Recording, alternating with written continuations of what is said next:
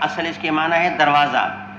تو آدمی جس طرح دروازے سے یعنی گھر میں داخل ہوتا ہے تو جو شروعات میں باب لکھا جاتا ہے جب آدمی وہاں سے پڑھتا ہے تو گویا کہ علم کے گھر میں داخل ہو جاتا ہے. تو یہ گویا کہ دخول باب سے ہوتا ہے، اس لیے باب کو باب کہا گیا. بہرحال باب کی حیثیت بمنزل نو کے ہے، اور باب کے نیچے فصول ہوتے ہیں کہ باب لکھا اس کے بعد پھر فصل قائم کیا تو پھر فصل اور خاص ہو جاتا ہے. اس کے نیچے جو آئے گا اس کی حیثیت صنف کی ہے. جیسے حیوان ہے اس کے نیچے انسان نو ہے، پھر انسان کے نیچے اصناف ہیں کہ انسان مکی، انسان مدنی، انسان جو ہے رومی، اور اس طریقے سے انسان جو ہے وہ فارسی وغیرہ وغیرہ. تو یہ جو ہے نا یہ سارے اصناف ہیں. تو کتاب بمنزل جنس کے ہے، باب بمنزل نو کے ہے، فصل بمنزل صنف کے ہے. باقی یہ بات میں نے آپ کو بتا دی کہ باب کو باب کیوں کہا جاتا ہے. اصل میں یہ اجوہ واوی ہے، بابن ہے، وا متارک ماکل مفتوح، الف سے تبدیل ہو گیا بابن بن گیا. تو باب مانا دروازہ، وجہ تسمیہ بھی میں نے عرض کر لی ہے. اس کے بعد پھر آگے ایک بات یہ آتی ہے کہ آپ کے سامنے کتاب ہے اور اس میں لکھا ہوا ہے کہ بابن، اور پھر لکھا ہوا ہے کہ بابو، اور پھر لکھا ہوا ہے کہ باب، یعنی 3 اعراب اس میں پڑھے گئے. تنوین بھی ہے اور اس طریقے سے اس میں رفع بھی ہے اور ساتھ میں جزم بھی ہے. تو بات یہ ہے کہ یہ اگر اس کو تنوین پڑھا جائے یا اس کو رفع پڑھا جائے تو ہر صورت میں اس کو اعراب جو ہے خبریت کے بنیاد پہ ہے، یعنی مبتدا معذوف ہے، یہ اس کی خبر ہے تو ھذا بابن ہو جائے گا. اور یا اگر مرفوع پڑھیں تو باب مضاف اور کیف کان بدل الوحی کا جملہ مضاف الیہ، مضاف الیہ سے مل کر خبر برائے مبتدا ہوگا. تو دونوں صورتوں میں آپ اس کو رفع پڑھیں یا آپ اس کو جو ہے تنوین پڑھیں، ہر صورت میں یہ خبر ہے مبتدا معذوف کی.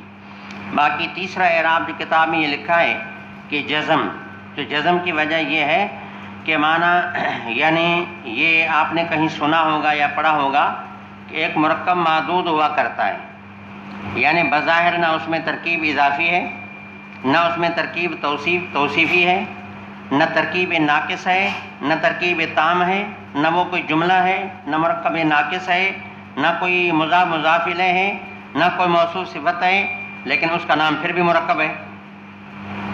تو یہ مرکب کون سا ہے؟ اس کو کہتے ہیں مرکب تعدادی. مرکب تعدادی مثلا کسی نے آپ سے پوچھا کہ دورے کے شاگرد طلباء جو ہیں وہ کتنے ہیں، تو پھر میں نے کہا کہ الف با تا سا عبد الرحمن فلاں فلاں فلاں عبد الرحیم، جزم دیتا گیا. تو یہ جزم تعداد کی وجہ سے، یہ جزم، تو یہ گویا کہ میں گنتی کر رہا ہوں اور گنتی کرتے ہوئے سہولت کے خاطر جزم دیتا چلا جا رہا ہوں. تو یہ بھی قسم کی ترکیب ہے، لیکن اس ترکیب کا تعلق تعداد کے ساتھ ہے، گنتی بتانے کے ساتھ ہے کہ گویا گنتی بتاتا جا رہا ہوں اور سب کو ملا رہا ہوں آپس میں. تو یہ مرکب تعدادی، اور اس میں کیا ہوتا ہے کہ ہر آخری حرف کو جزم ہوا کرتی ہے، وہاں مقصود جلدی میں تعداد بتانی ہوا کرتی ہے. تو پھر یہ بھی اس طرح ہوگا باب باب باب فلاں باب فلاں باب فلاں باب فلاں.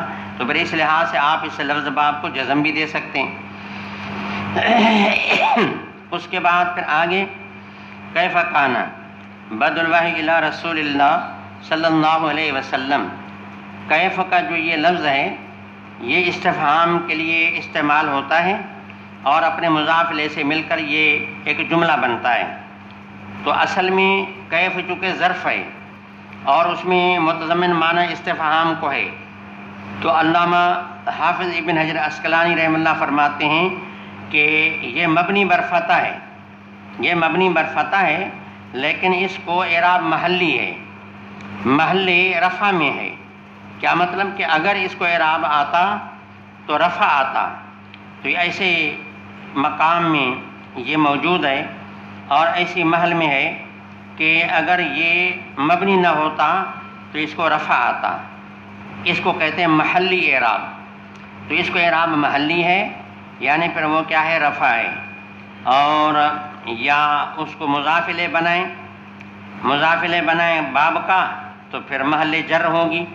تو بہرحال ان کا خیال یہ ہے کہ اس کو اعراب محلی ہے، لیکن علامہ عینی تردید فرماتے ہیں کہ وہ کہتے ہیں کہ معنی حافظ ابن حجر نے یہ کہا کہ محلی اعراب اس کو نہیں آ سکتا، کیونکہ اس کو یہ اپنا منصوب ہے، مبنی بر فتح ہے، اور محلی اعراب اس کو نہیں آ سکتا اس لیے کہ جملہ ہے، اور جملہ من حیث الجملہ اس کو اعراب کوئی بھی نہیں آتا، اس لیے اعراب اس کو محلی اعراب نہیں، یعنی یہ محل رفع یا محل جرم نہیں، کیونکہ جملہ ہے۔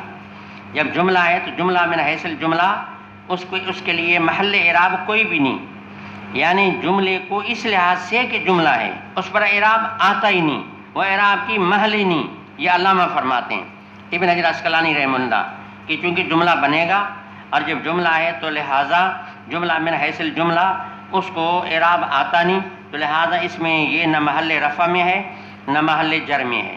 لیکن علامہ عینی تردید فرماتے ہیں کہ وہ جو جملہ من حیث الجملہ اس پر اعراب نہیں آتا، وہ کل 7 جملے ہیں، وہ کل 7 جملے ہیں کہ جملہ بحیث جملہ کے جن پر اعراب نہیں آتا، یہ ان 7 میں داخل نہیں۔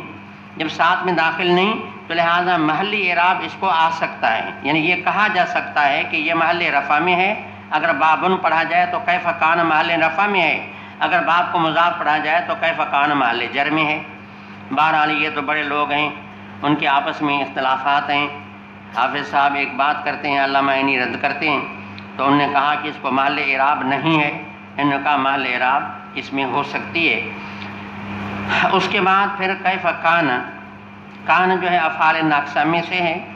کان یہ اس کی کئی قسمیں ہیں، کان تامہ بھی ہوتی ہے، کان ناقصہ بھی ہوتی ہے، تو یہ کان ناقصہ ہے۔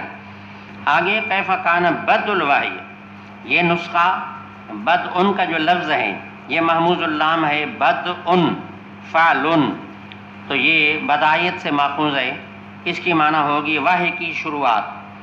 اور ایک نسخے میں لفظ بدون بھی ہے، یعنی پھر وہ بن جائے گا ناقص بن جائے گا، اور لام کے مقابلے میں واو آ جائے گی، تو یہ محموز اللام ہے اور وہ ناقص ہے۔